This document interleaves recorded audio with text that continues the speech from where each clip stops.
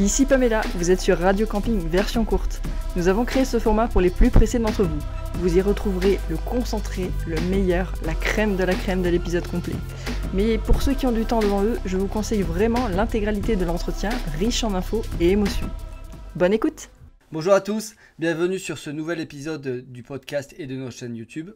Aujourd'hui, j'ai le grand honneur d'accueillir Manuel Mirabel qui va nous parler de lui, de sa mission aujourd'hui et de son actualité qui est riche depuis quelques mois.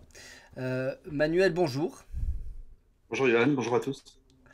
Donc, je vais te laisser te présenter et après on parlera donc de C'est ouvert, puis de tes actualités. Et après on fera un petit débrief de la saison si ça te va dans ce sens-là. À toi de jouer Manuel, qui es-tu? Et donc, je suis Manuel Mirabel, marié, 4 enfants, gérant de société. Et on va dire que ces deux aspects de ma vie remplissent une grande partie de mon agenda de la journée, des soirées et des week-ends. Donc, voilà ce que je peux dire en extrêmement synthétique. Et donc du coup, après en termes d'activité donc professionnelle, si tu peux nous détailler tes activités professionnelles s'il te plaît. Alors mes activités professionnelles, on va dire que tout le monde, la majorité des gens qui me connaissent au travers de C'est ouvert. Donc C'est ouvert est né en octobre 2000. Ouais. Qui est la structure la plus visible, la plus importante en termes de chiffre d'affaires, en termes de salariés, en termes d'activité. Autour de cette structure, il y a quelques petits satellites, mais qui sont plutôt des satellites tactiques ou juridiques. Parce que sur une des activités, on a besoin, par exemple, d'une licence d'agent de voyage. Quand on a besoin pour certains partenaires distributeurs d'être intermédiaire et donc de prendre une responsabilité. Et donc, tout le monde sait dans le tourisme que dès lors qu'on prend même une milliseconde, une partie de la valeur d'un séjour, ça veut dire qu'on prend le statut d'agent de voyage, du coup, on prend une licence d'agent de voyage et l'assurance qui va avec. Et donc, pour des raisons, il y a quelques structures qui sont, on va dire, en satellite de l'activité de C'est ouvert. Mais le cœur du savoir-faire, le cœur des équipes et la techno sont intégralement dans C'est ouvert. Et donc, c'est ça qui m'occupe. Alors, je sais que tu vas parler d'Inaxen. Voilà. En tout cas, c'est ça qui m'occupait à 90% de mon temps depuis pas mal d'années, jusqu'à mai dernier. Voilà. La notion de C'est ouvert, c'est un jeu de mots évidemment, mais ça veut dire que ça rappelle la notion de planning, donc la notion de disponibilité, et du coup là aussi la notion d'ouverture, c'est-à-dire qu'un établissement individuel ou un groupe a la main pour distribuer ce qu'il veut distribuer à des tiers, quel que soit le modèle économique. Voilà. Donc l'idée, c'est ça. C'est de rassembler de la dispo pour qu'un établissement puisse avoir la main sur des canaux sur lesquels il veut la distribuer. Après, pour la petite histoire, pendant 2 ans, ça a été extrêmement difficile, puisqu'on a eu 3 clients la première année. Donc, je crois que le chiffre d'affaires était de... Je l'ai oublié, mais je pense que c'était 1500 francs la première année. C'était en francs. Après, on est vite passé à l'euro, mais... Et il y a eu un moment déclenchant qui s'est passé en début de 3e année, quand la chaîne Cité Paysage a décidé de travailler avec nous. En même temps, il y a eu un regroupement qui s'appelle France Espace Naturiste. En taille, c'était à peu près la même chose, qui a décidé aussi de travailler avec nous, et qu'en gros, en 10 jours, on est passé de 16 campings à 103. On a fait une explosion. En 10 jours, on a fait plus 400% en nombre de clients. Et du coup, on a fait ce qu'on voulait faire depuis le début, c'est-à-dire que vu qu'on avait 100 destinations, on avait la notion de disponibilité, on est allé voir le guide du routard. On lui a dit on voudrait mettre un bouton sur votre site internet qui dit disponibilité dans les campings. Donc, le guide du routard a dit d'accord. Le guide du routard a demandé des sous pour ça, plus que notre chiffre d'affaires de l'époque. D'accord. Mais c'est à partir de là où on a pu créer ce que l'on est toujours d'ailleurs, c'est-à-dire une structure qui vit sur 2 pieds, un pied technique, et si possible innovant et très dynamique, et un pied marketing. Et donc c'est pour ça qu'on a une position un peu hybride et que certaines personnes ne comprennent pas toujours, alors pas nos clients comprennent ce que l'on fait, mais des gens qui viennent de l'hôtellerie, des gens qui viennent du monde du tourisme ont un peu des fois du mal à comprendre qu'on est une société qui a vraiment 2 façons de travailler et 2 façons de penser, une qui est techno et une qui est market. Voilà. Et ça n'a pas bougé, et ça n'a pas bougé en 22 ans. Donc il y a des personnes qui utilisent donc Secure Holiday. Alors là aussi c'est ouvert.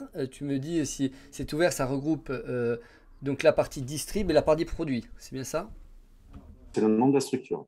Voilà. C'est la société, c'est la SAS, c'est ouvert. Secure Holiday, c'est le nom de la plateforme. D'accord.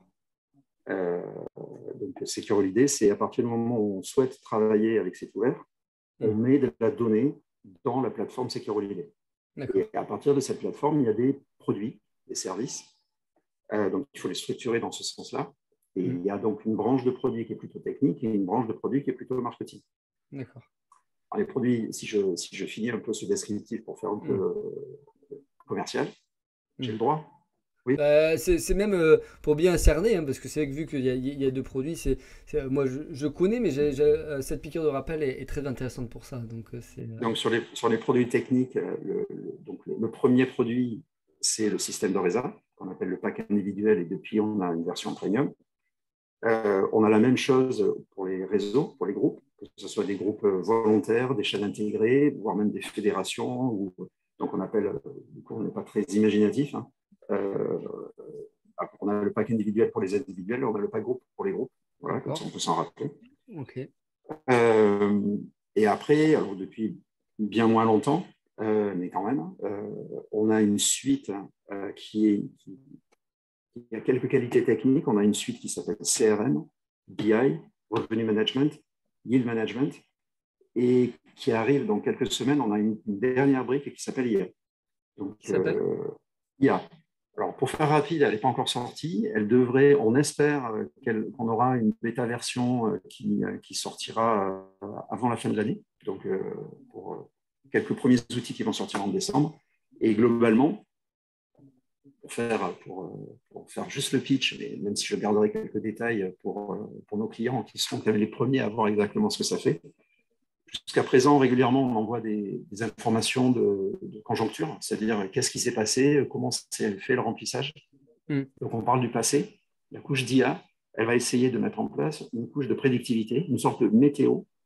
Mais la météo, on l'a bien plus tournée autour de la météo de la demande. C'est-à-dire que l'idée, c'est d'être en situation de pouvoir dire que dans les semaines qui arrivent, et ça, on va l'individualiser. C'est-à-dire qu'on ne va pas le dire pour la France. C'est-à-dire un camping va il sera, ça fait partie du travail qui a été fait depuis 2 ans, il sera dans ce qu'on appelle un cluster d'établissement.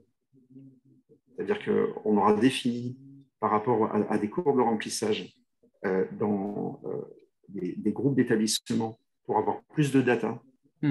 Parce que sur un seul établissement, on n'a pas de justesse de calcul de chiffres. Et on va pouvoir, pour un établissement, être en mesure de lui dire que le marché parisien, le marché de l'Est de la France, pour tel type de période et pour tel type de produit, dans les semaines qui arrivent, va être en dynamique positive, et avec une volumétrie plus ou moins importante.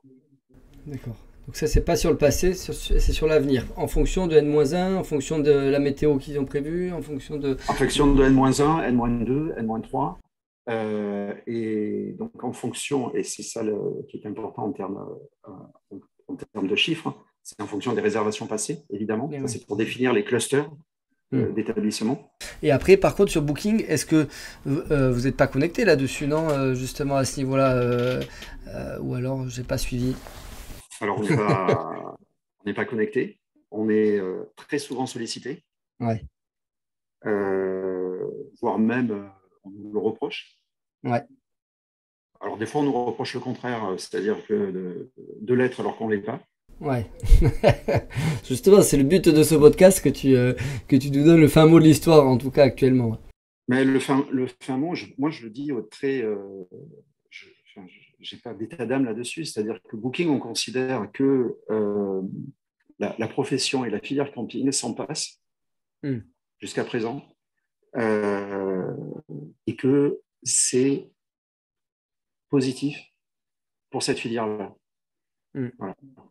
Pour la bonne et simple raison, c'est que les clients sont sur Booking, puisque avec une forte habitude d'achat, c'est-à-dire confort d'achat, pour tous les gens qui vont régulièrement à l'hôtel, ils ne se posent pas trop de questions, ils vont chercher sur Booking. Quelques-uns disent qu'ils vont après réserver en direct, mais ça se saurait si c'était la majorité du genre, parce que si tout le monde réservait en direct après avoir consulté sur Booking, Booking n'aurait pas la position qu'ils ont. Donc, voilà, c'est comme, ces gens-là, c'est comme les poissons volants. C'est pas la majorité du genre. D'accord. Donc aujourd'hui, on tient, on perd des clients chaque année, pas énormément, mais alors quand on perd des clients, on explique par contre que j'ai eu une discussion à Niort il y a 10 jours de quelqu'un qui nous le reprochait, et je lui disais que si nous on ouvre, si on fait une connectique à Booking, ça veut dire qu'il y a 4000 clients qui risquent de partir sur Booking très facilement. Et s'il y a 4000 campings qui sont sur Booking, il y a les quelques dizaines de millions de visiteurs de Booking qui vont avoir accès à une offre importante, pas exhaustive, loin de là, mais une offre importante en matière de camping, et il risque d'avoir une bascule assez violente. Donc, nous, ne pas le faire, on a le sentiment que c'est protéger la profession. Ouais. En même temps, on encaisse. Après, une autre discussion, un camping qui est venu nous voir, qui nous a dit: je suis très proche du parc Euro Disney, j'ai une clientèle qui est hôtelière, et moi j'ai besoin d'être connecté à Booking, sinon j'ai pas de clients. Et je ne peux que lui dire qu'il a raison. Il a besoin d'une connexion à Booking. Voilà. Je ne peux pas lui fournir aujourd'hui, mais voilà la situation. Et il est probable qu'un jour, elle ne soit pas tenable. Je n'ai pas de calendrier, je peux pas. Voilà, donc je dis clairement qu'on ne le fait pas jusqu'à nouvel ordre, et l'ordre est posé sur un agenda que je ne connais pas. Voilà la situation, et je pense ne pouvoir rien dire de plus de transparent là-dessus. Combien de campings vous avez en clients? Donc là, tu vas me dire, pack individuel, pas de premium. Le périmètre, c'est ça. Le périmètre est très évolutif, parce qu'on n'oblige pas nos clients à prendre un produit pour travailler avec nous. C'est-à-dire, si demain, quelqu'un veut travailler avec la NDB et qu'on ne le connaît pas, on lui permet de travailler avec la NDB sans condition préalable de faire autre chose. S'il veut notre CRM, il prend notre CRM. Voilà. Donc, il n'y a pas de. Donc, ça veut dire que le périmètre est extrêmement hétérogène. Ce que je peux dire facilement, c'est que des gens qui ont leur tarif à jour et qui utilisent la solution d'une manière ou d'une autre, il y en a à peu près 4500. Et ces 4500 sont répartis maintenant sur à peu près 12 pays. Donc, il y en a quand même 80 ou 70% en France. Et après, il y en a encore 15% en Espagne et en Italie. Et après, il y a 10-12% qui sont en Allemagne, au Benelux, au Danemark. On travaille avec une organisation qui émane de la Fédération des campings danois. Donc on travaille avec à peu près, je crois, une bonne centaine de campings au Danemark. Vous avez racheté Inaxel donc en mai dernier, j'avais pas la date, tu l'as dit tout à l'heure. Est-ce que tu peux nous dire comment ça s'est passé? Oui, je peux le dire. Je te prends fort là, d'un coup là. Non, mais ça s'est passé tout simplement. Jean-Charles Chany m'avait dit il y a un peu plus de 2 ans qu'il pensait un de ces 4 vendre parce qu'il avait envie de faire autre chose. Et je lui avais répondu à chaud. On sortait d'une réunion ici à Toulouse, une réunion de suivi pour la chaîne Flower. Et donc, entre deux portes, il me dit ça. Et à chaud, je lui dis: écoute, moi, c'est pas mon métier, je fais pas du PMS. Voilà. Donc,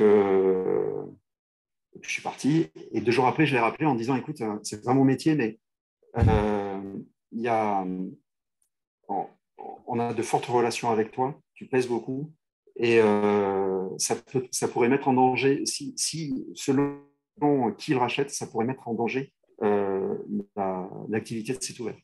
Donc je lui ai dit, écoute, je ne dis pas que je suis acheteur parce qu'honnêtement, je ne suis pas organisé, je n'ai pas l'argent, enfin, etc.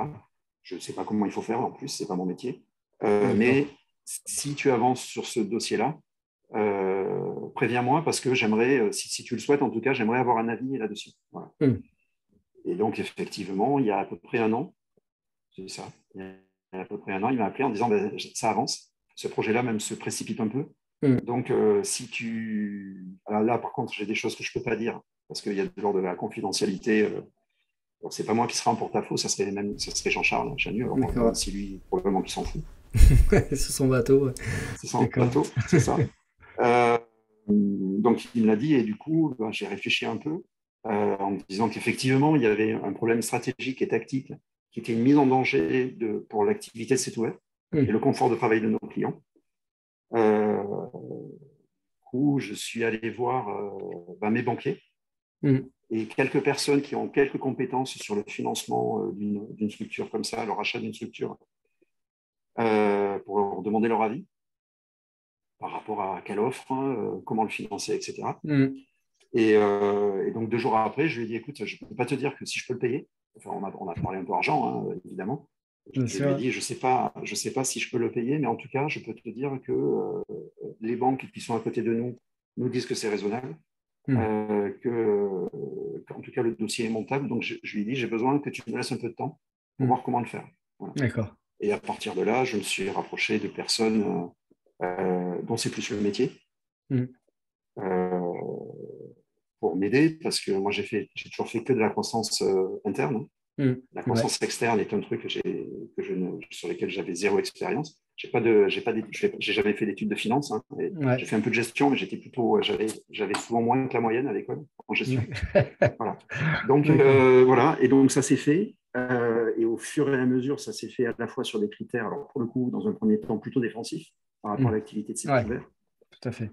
Et plus on est rentré dans le cœur du métier et du projet, ça s'est fait, on va dire, aussi, en tout cas, est venu se greffer des éléments, alors on va dire offensifs ou dynamiques, dans l'interconnexion entre les deux. Et puis, alors je vais un peu plus loin, là, le calendrier, j'avance dans le calendrier, je me projette après le rachat. On va commencer à réfléchir vraiment sur les évolutions fonctionnelles, sur les innovations potentielles.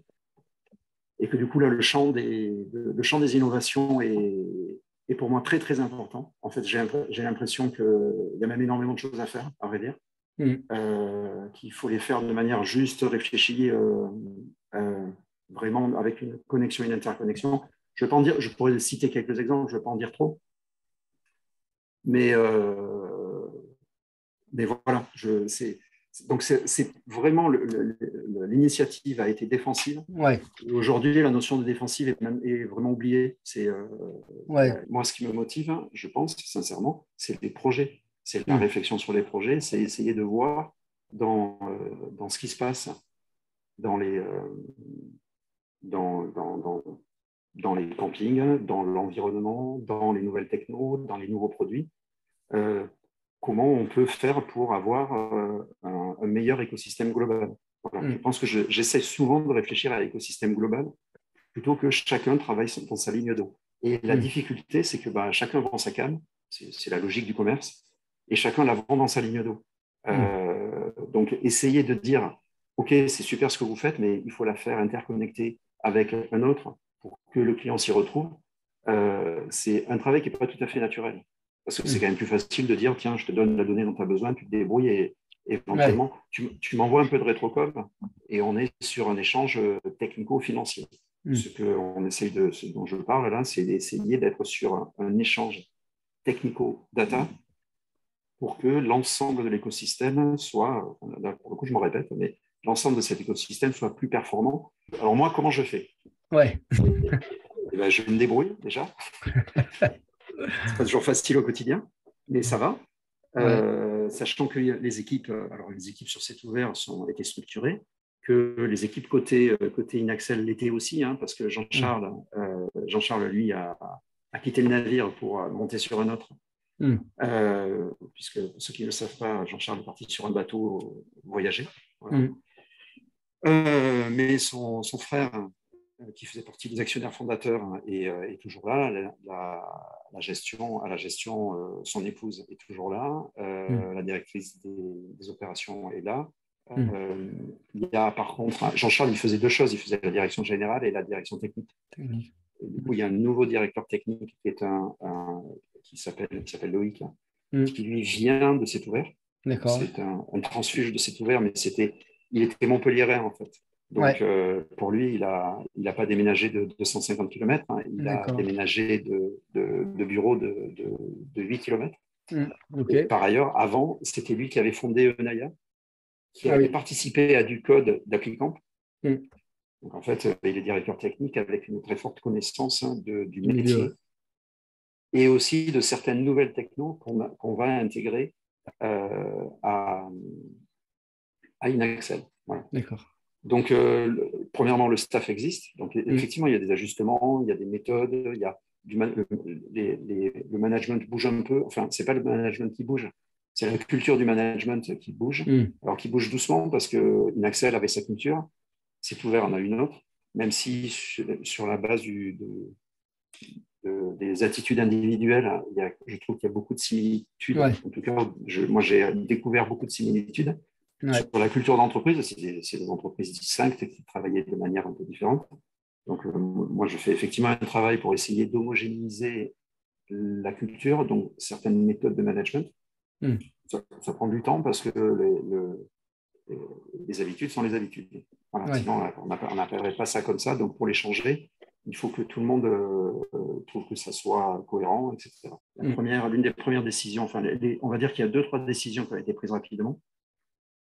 La première, c'est qu'on a voulu que les hotlines se connaissent mieux pour qu'il n'y ait plus de questions qui soient renvoyées en disant non, c'est l'autre. L'idée, c'était d'éradiquer totalement cette problématique qui serait incompréhensible pour un client. Donc, on a envoyé à peu près la moitié des deux équipes de support Site Ouvert Inaxel dans un VV à l'Èche-Cap-Ferré pendant une semaine pour travailler ensemble. C'est-à-dire qu'elles ont travaillé normalement dans un cowork, on y reviendra peut-être tout à la fin. Elles ont travaillé ensemble dans un cowork et au-delà du travail qu'elles ont fait, elles ont échangé, compris les métiers des uns, les problématiques de l'autre. Et donc, en fait, voilà, l'idée, c'était quand même de créer du lien, de la proximité. Et donc, à l'intérieur de ce lien et de cette proximité, on crée des affinités. Et le fait que quand maintenant un client appelle d'un côté, il y a de la ressource qui sait que c'est telle personne qui va pouvoir, dans l'autre équipe, répondre à cette question, parce qu'en fait, ce n'est pas une question pour Inaxel, mais c'est une question pour Site Ouvert. Et que pour le client, il va se faire rappeler par quelqu'un d'une autre boîte, et qu'on lui résoudra son problème, et que c'est en termes d'amélioration. Donc ça, c'était le premier élément, l'une des premières décisions. La deuxième décision, c'était que, comme beaucoup de structures, le plan Inaxel était déjà en retard sur son plan de recrutement. C'est-à-dire que c'était difficile, mais là, je n'apprends rien à personne. Trouver des salariés, que ce soit dans la restauration, dans l'informatique, le service, les chauffeurs de bus, enfin voilà, vous connaissez la liste tout autant que moi. C'était un peu difficile, donc on a revu le pack social de la structure, c'est-à-dire 35 heures, télétravail, ticket restaurant, un certain nombre de choses, salaire. Pour du coup faire des offres qui seront, on va dire, socialement plus intéressantes. Et à partir de là, donc il faut d'abord, l'idée c'était de l'appliquer en interne, donc j'en étais là. Et sur cette base-là, pouvoir recruter. Donc en fait, le nouveau pacte social a permis de recruter. C'est alors aussi parce qu'on a de l'ambition technique en matière de développement, donc il nous fallait plus de ressources. Mais aussi parce qu'on a l'ambition d'avoir une excellente, voire même le meilleur support client, et que par le défaut des recrutements, ça s'était désagrégé.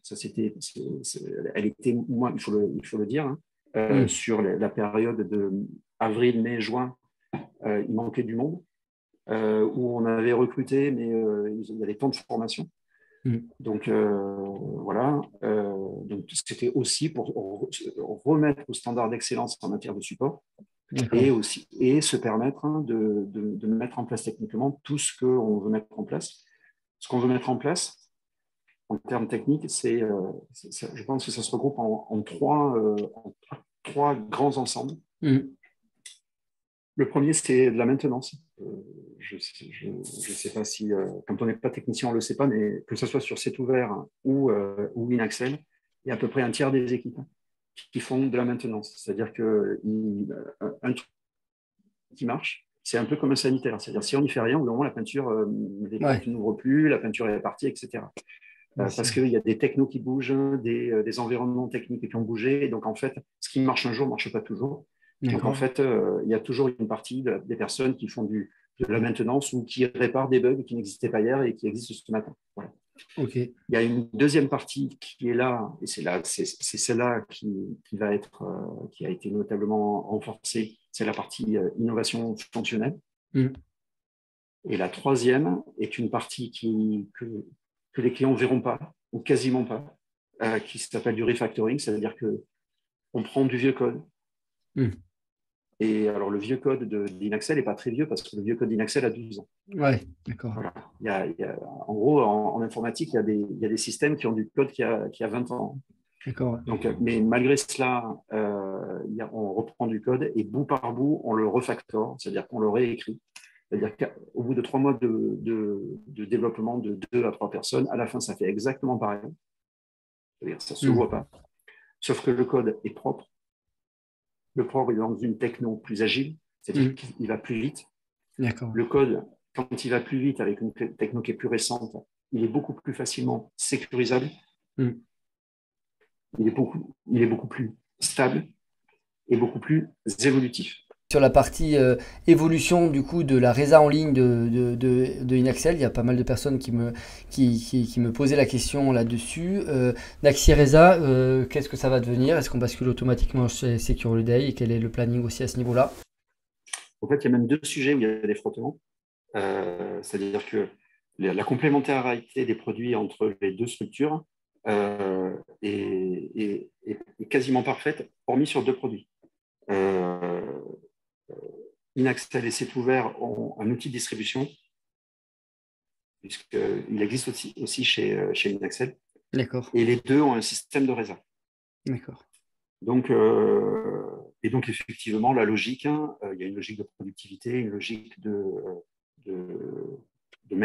concentrer les ressources sur un produit plutôt que de les éparpiller sur 2 et d'avoir, en gros, d'affaiblir le rendement par 2. Et voilà.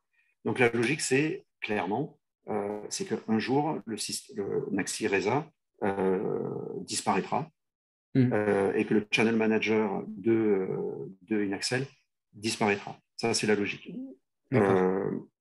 L'autre logique, qui n'a rien à voir avec celle-là, c'est que par expérience, on sait très bien que, alors d'abord, il y a des clients qui sont attachés à un produit. Au-delà de l'attachement des produits, ils sont attachés à un usage. C'est-à-dire ça marche comme ça marche bien, il n'y a pas de raison de changer. Très bien. Le deuxième élément, c'est que changer, ça implique, ça a des coûts. Ça veut dire qu'il faut appeler son webmaster, faire une autre intégration, etc. et que ce n'est pas vraiment le bon moment. OK. Donc, très clairement, la politique là-dessus, moi, je n'ai pas d'état d'âme à l'exprimer. C'est que le Naxi Reza et le channel manager de Naxel, on ne les coupe pas. Il n'y a pas de rupture brutale et violente, ni cette année, ni l'année prochaine. D'accord. Mais aussi, officiellement, on dit que d'un côté, Naxi Reza, c'était une équipe de 2 ou 3 développeurs qui, de temps en temps, allaient y travailler pendant 6 mois pour faire une nouvelle version.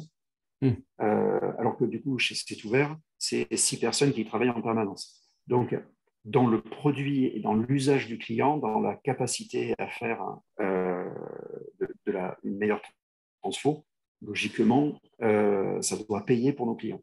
D'accord. Donc, l'idée, ça sera de les basculer petit à petit. Alors, il y en a beaucoup qui nous disent « moi, je ne suis pas prêt », ou d'autres qui nous disent « mais en fait, je voudrais changer tel ou tel type, donc je vais le faire tout de suite ». Donc, on va laisser du temps à nos clients pour le faire. Il y en a qui ne sont pas contents. C'est-à-dire, tu as dit que tout le monde dans l'ensemble était plutôt content du rapprochement entre C'est ouvert et Inaxel. Oui. Alors oui, il y a la majorité des gens qui s'en félicitent en se disant si ça n'avait pas été nous, ça aurait été peut-être quelqu'un d'autre et que ça aurait été peut-être, je ne sais pas si c'est bien, mais ça aurait été moins bien. Voilà. Oui, je reste un peu neutre. Mais il y a quelques-uns qui nous engueulent ou qui ne comprennent pas. Voilà. Donc, ce n'est pas totalement unanime. Hein. Tout le monde n'est pas super content. Non, majoritairement, oui, quand même. Ouais. Et donc, sur ces questions-là de friction entre les deux produits, il n'y a pas de décision brutale. Parce qu'on sait très bien qu'il y a des gens qui ont besoin de s'organiser, qui ont besoin de temps pour voir quel est le plus, le moins. Et puis après, il y a un autre élément, c'est qu'il y a certaines fonctions qui existent dans Axireza pour le grand public qui n'existent pas dans le premium et que dans tous les cas, si ces fonctions sont très importantes dans l'organisation pour un camping, on ne peut pas lui dire de basculer alors qu'on va l'obliger à une régression fonctionnelle. Donc aussi pour ça, tant qu'on n'a pas couvert l'intégralité du champ fonctionnel, même si le côté C'est ouvert, on fait des choses que Naxireza ne sait pas faire, on va attendre qu'on puisse retrouver l'intégralité des fonctions dans Naxireza dans le premium pour dire à des clients, maintenant, vous n'êtes plus que 2, et donc il faudrait changer maintenant. On peut peut-être conclure la discussion sur un peu l'avenir de l'hôtellerie de plein air, le camping. Comment est-ce que tu vois les évolutions? J'imagine que tu les vois positivement, sinon tu ne serais pas engagé encore plus dans l'hôtellerie de plein air avec donc, ce rachat. Voilà un petit peu ton analyse du secteur aujourd'hui. C'est compliqué de faire une analyse du secteur parce que c'est un secteur qui bouge énormément et depuis longtemps. Après, il y a des grandes tendances. Hein. Si l'aiguise les appétits, c'est qu'il fait plutôt envie. Ouais, d'accord. Voilà, c'est une vision très macro, mais globalement, il fait manifestement. Quand on est financier, c'est un secteur qui fait plus envie que pitié, pour reprendre l'expression populaire. D'accord. Alors, j'y connais. Alors, c'est pas parce que j'ai une expérience de rachat que moi, je suis devenu un spécialiste des montages financiers pour racheter des campings. Voilà. Ouais. Donc, j'avoue que c'est un monde qui m'impressionne. J'ai toujours l'impression que ça va s'arrêter, mais ça fait 10 ans que je dis que ça va bientôt s'arrêter. Ouais. C'est une bulle. Et donc, force est de constater que ça fait 10 ans que j'ai tort sur le sujet. Ouais. Donc, sur cette question-là, je préfère être en retrait. J'ai manifestement le sentiment que ça va continuer.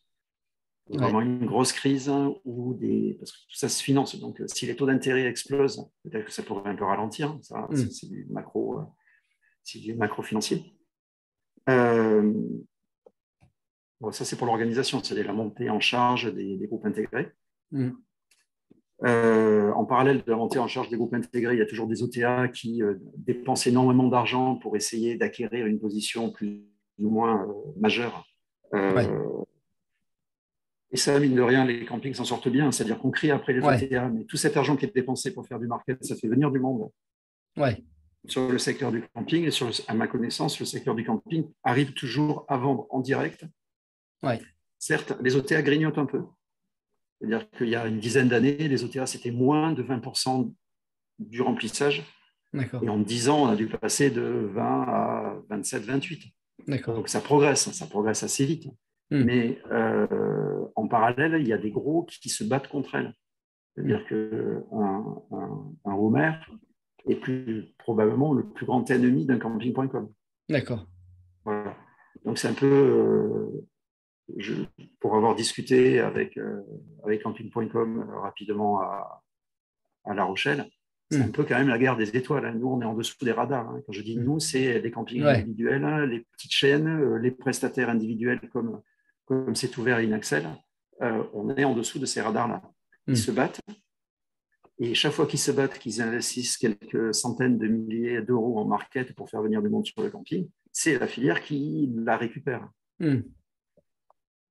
Donc, si on met les investissements market, on met ce que les campings ont réussi à faire depuis beaucoup d'années, à savoir des investissements sur la prestation, le niveau de qualité, etc.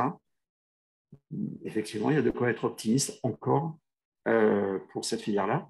Je rajoute en plus que même quand il y a des événements planétaires comme le Covid, il se met en post juillet-août, c'est-à-dire que l'hôtellerie l'hôtellerie traditionnelle ressort quand même à genoux, c'est-à-dire que des gens qui font leur remplissage essentiellement par du business, du voyage business, eux sont dans une situation extrêmement délicate.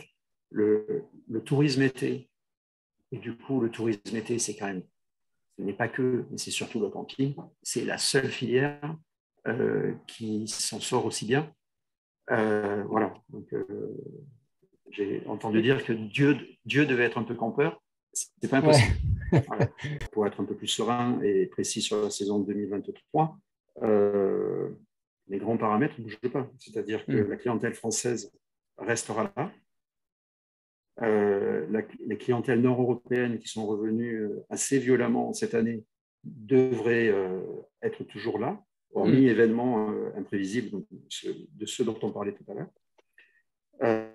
Donc, avec une incertitude un peu plus importante sur le marché britannique qui vit des choses qui font que c'est plus compliqué, sachant quand même que ce que l'on voit, en tout cas depuis que je travaille dans le secteur du camping, c'est-à-dire presque depuis toujours, les vacances d'été sont un budget qui est relativement sanctuarisé. Oui. C'est même psychologiquement sanctuarisé, c'est-à-dire que celui qui ne peut pas amener sa famille, ses enfants en vacances l'été, il change de classe sociale. Donc, il sera prêt probablement à faire beaucoup de sacrifices toute l'année pour garantir ça. Donc, c'est pour ça que, je pense, je ne suis pas anthropologue, je ne suis pas sociologue, et je pense que c'est pour ça que le camping a franchi la crise financière il y a 12 ans, la crise Covid depuis 2 ans, la crise économique qui va être probablement assez sensible pendant cet hiver. Il pourrait y avoir un impact sur le printemps prochain, parce qu'au printemps dernier, il y avait un tel appétit pour sortir des villes que les gens ont multiplié les week-ends. Donc, il se peut que la crise de cet hiver impacte le niveau de remplissage, le niveau de demande sur le printemps. Mais je ne suis pas Madame Soleil encore, je serais étonné que ça impacte le cœur de la haute saison pour la filière. En tout cas, merci à tous et je vous dis à très vite pour un nouvel épisode. Merci Manu. Merci à tous, merci pour votre confiance. Merci, au revoir. Si cet épisode vous a plu, vous pouvez le partager sur vos réseaux sociaux et vous abonner à la chaîne pour être notifié des prochaines vidéos. Un petit commentaire pour la force et rendez-vous autour de la piscine pour un geek tonic.